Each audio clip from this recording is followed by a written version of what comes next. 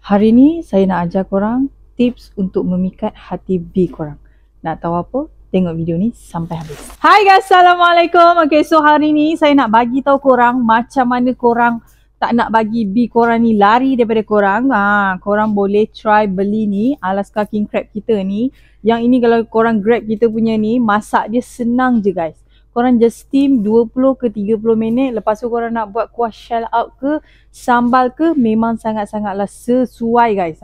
Lepas tu mana yang suka makan petai tu, korang boleh letakkan saja petai sambal sekali dengan kaki Alaska ni guys. Korang bagi je B korang tu makan sedap-sedap.